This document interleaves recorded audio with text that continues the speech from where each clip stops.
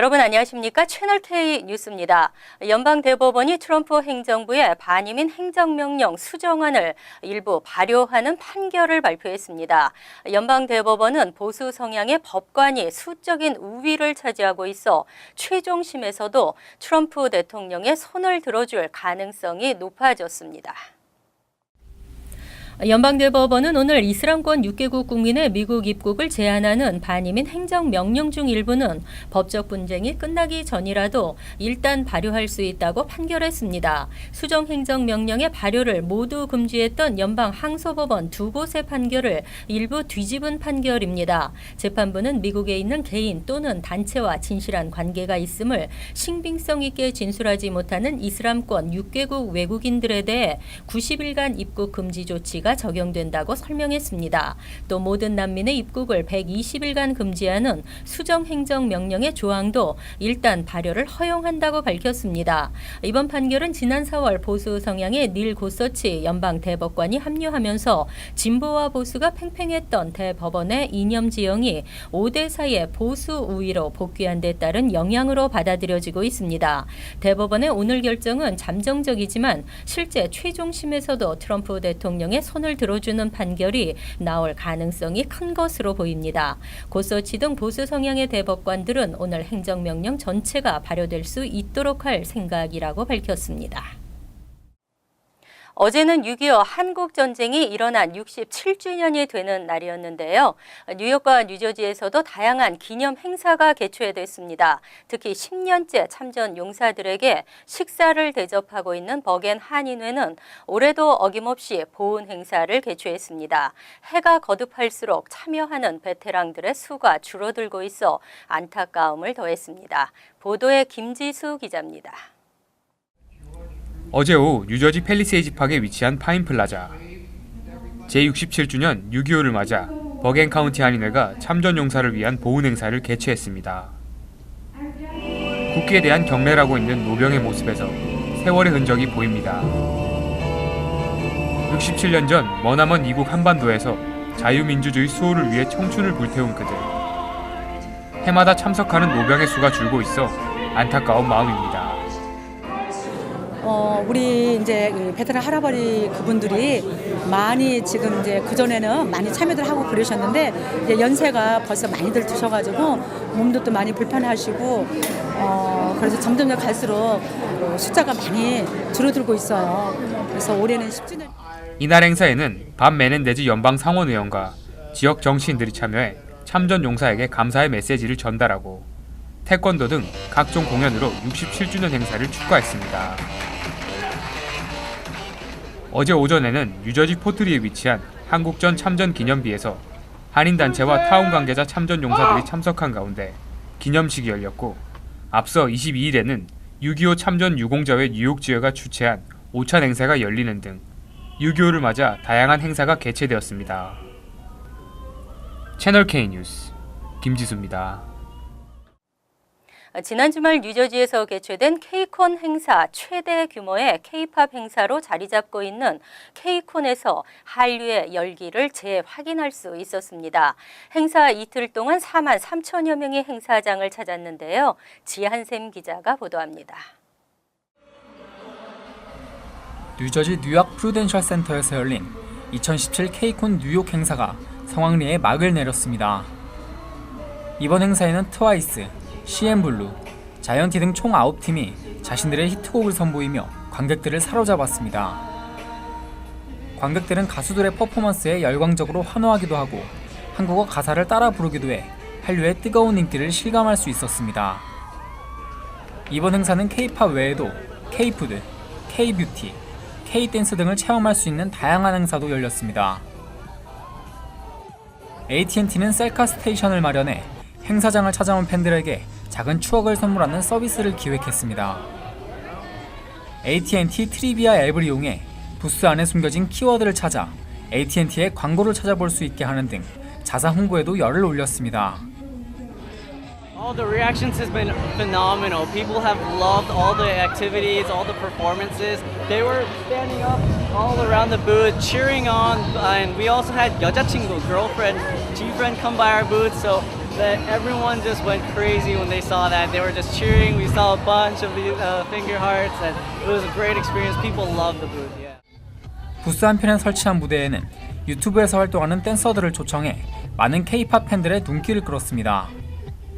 행사 첫날에는 K-팝 인기 그룹 여자친구가 AT&T의 부스를 찾아 수많은 인파가 쏠리기도 했습니다. AT&T는 8월 18일부터 20일까지 이어질 K-콘 2017 LA에서도 한류 팬을 위해 다양한 서비스를 제공할 계획입니다. 채널 K 뉴스 지한샘입니다. 고교 교과 과정 AP 현대사에 한국 현대사가 처음으로 포함됩니다. 공립학교 학생들이 한국의 고속 경제 성장과 IT 기술의 역사를 배우게 됩니다. 이르면 이번 가을 학기부터 미 고교 교과과정 AP 한국 현대사 내용에 한국 경제의 고속 성장 과정과 정부의 역할, 그리고 초고속 발전을 이룬 한국 정보통신 IT 기술의 역사가 포함됩니다. 25일 칼리지 보드 이사회는 최근 세계 역사 디지털 교육재단의 제안을 받아들여 이 같은 내용을 반영하기로 확정했다고 밝혔습니다. 칼리지 보드는 6천여 개의 미 대학과 기타 교육기관이 회원으로 있는 비영리 교육단체로 대입시험뿐 아니라 유치원, 초중, 고교, 교과과정 수립과 교육자료를 제작하는 미국 교육의 총본산입니다. 세계 역사교육재단은 미 최대 교원 연합체이면서 역사교육 커리큘럼 표준을 제정하는 미국 사회 과학 분야 교원 협의회와 함께 교육자료 제작에 착수했습니다.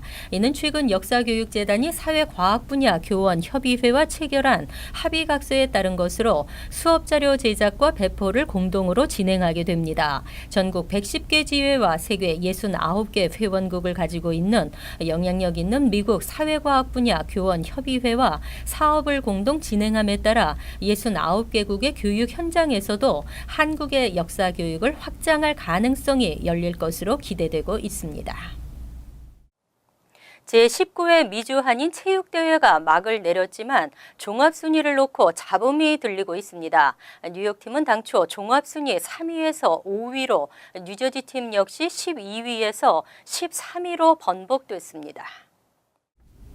폐막한 미주 한인 체육대회 뒤에 불미스러운 잡음이 들리고 있습니다. 재미대한체육회는 22일 최종 종합순위 1위의 댈러스, 2위 휴스턴, 3위 LA, 4위 오렌지 카운티, 5위 뉴욕으로 발표했습니다. 하지만 이는 폐막식 당일 1위 댈러스, 2위 LA, 3위 뉴욕 등으로 발표한 것을 번복한 것입니다. 뉴저지도 당초 발표 12위에서 13위로 최종 발표됐습니다.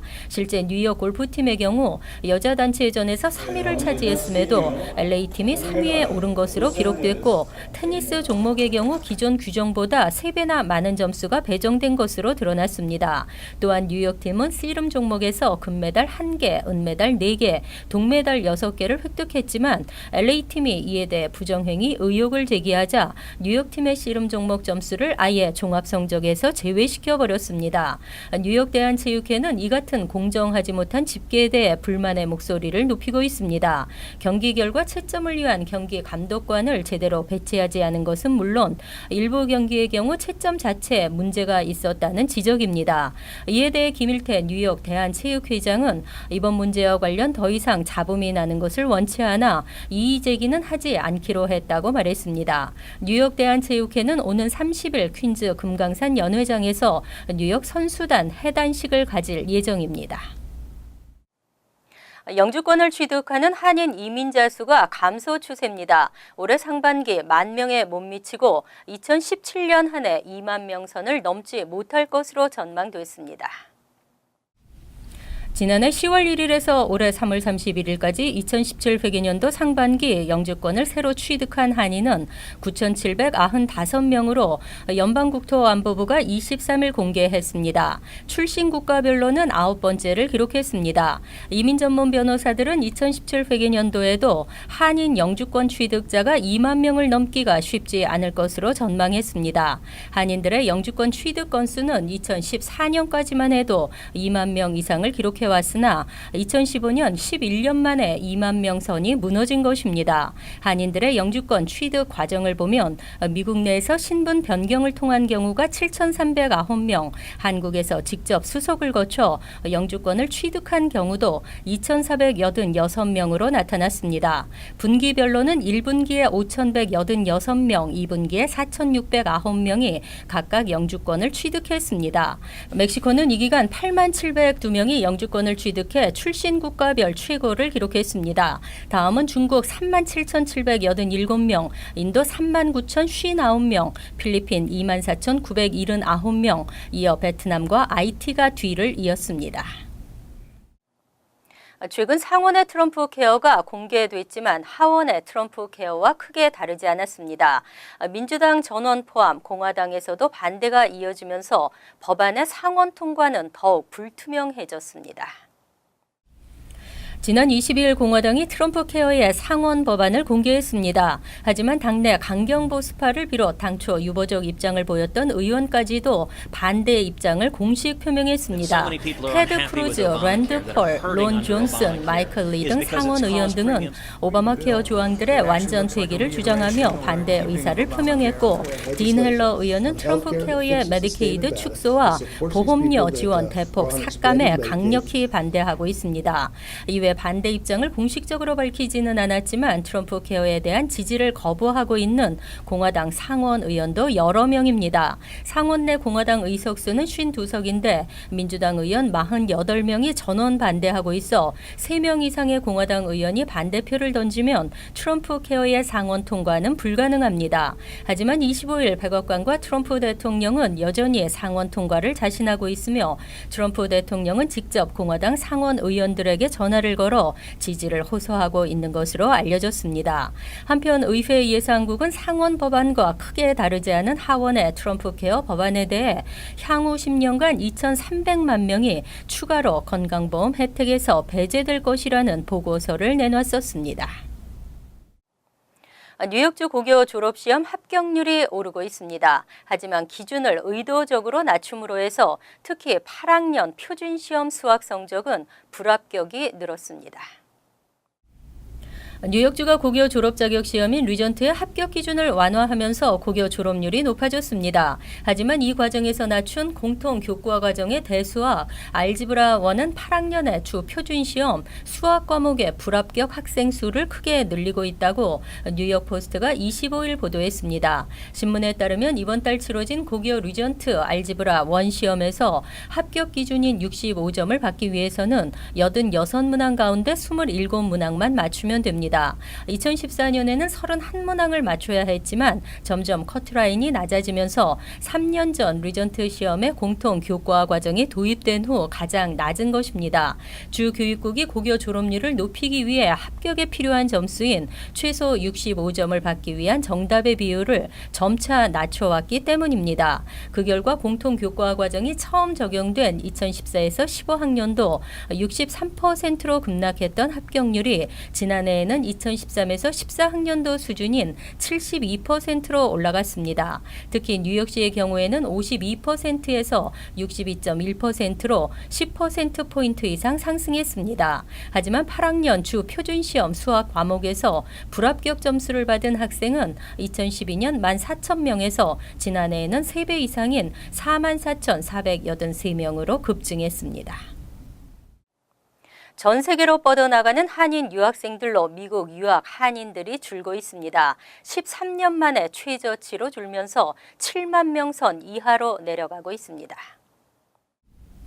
연방이민세관 단속국사나 학생 및 교환 방문자 프로그램을 통해 2017년 5월 말 현재 미국 내 한인 유학생 수는 전년 동기보다 7%가량 감소한 7만 1,204명으로 집계됐습니다. 지난 2004년 이후 13년 내 최저 수준입니다. 한인 유학생 수는 2004년 7만여 명, 2006년 9만여 명, 그리고 2008년 11만 명을 넘으면서 최고를 기록했습니다. 하지만 2010년 10만 8천 8천 명, 2012년 9만 8천 명, 2014년 9만 1,500명, 2015년 8만 7,400명에 이어 2016년에도 7만 8천 명을 기록하면서 계속 하락세로 돌아서고 있습니다. 출신 국가별 유학생 수를 보면 중국 다음 인도 그리고 한국은 세 번째를 나타냈습니다. 한국 다음으로는 사우디아라비아로 조사됐습니다. 한국의 경우에는 스템 분야 유학생이 전체의 23.5%에 불과한 반면 인도의 경우에는 무려 84%가 스템을 전공하고 있는 것으로 조사됐습니다.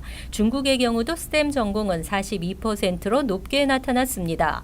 한편 외국 유학생들에게 유학생 온라인 추적 시스템을 발급할 수 있도록 인증받은 교육기관은 모두 8,874곳이었으며 유학생들이 가장 많이 등록한 대학은 뉴욕 대학교로 나타났습니다.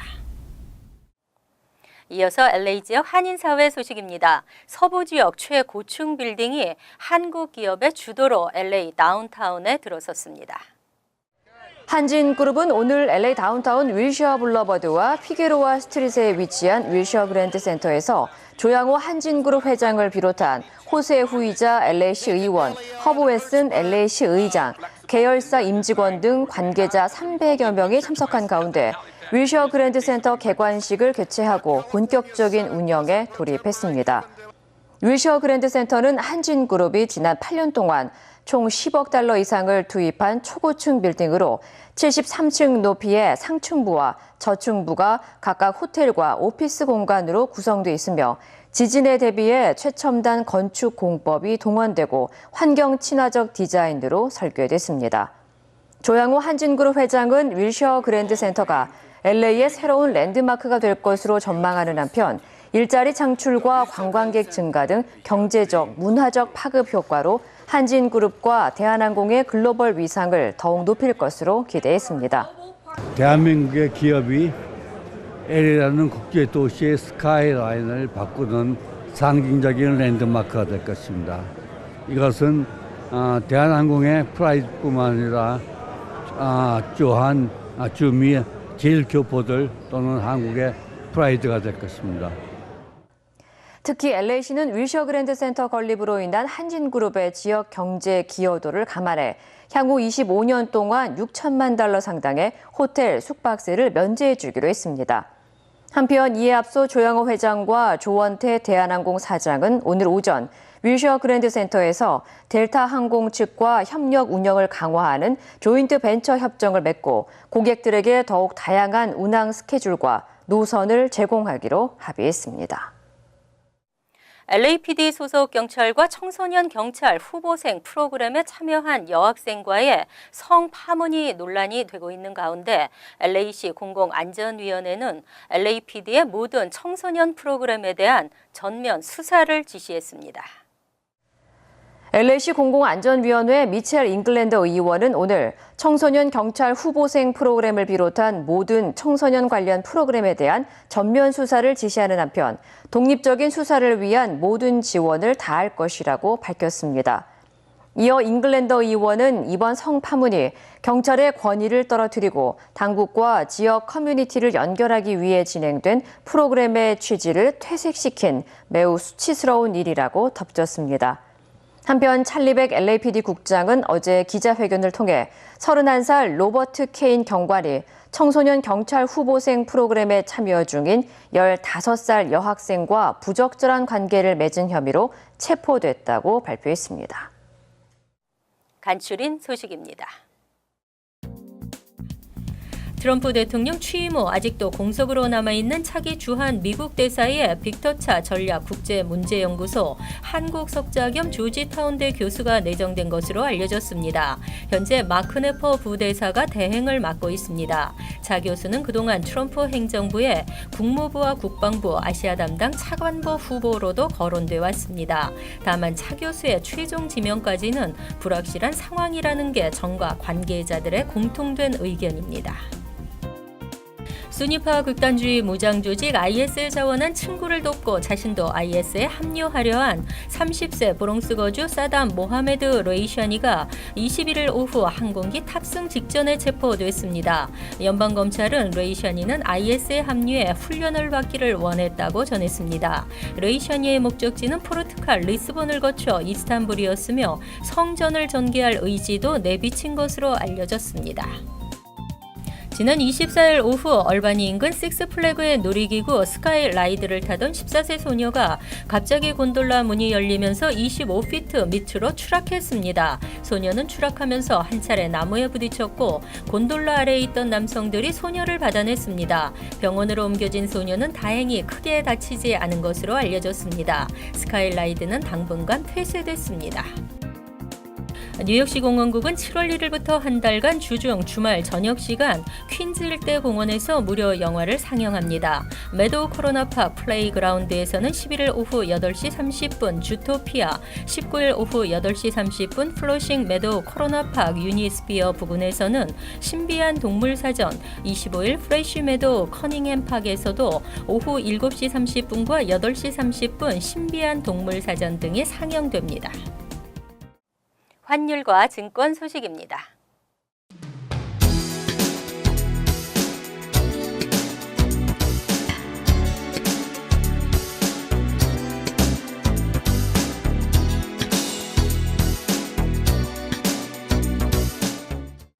이어서 날씨입니다.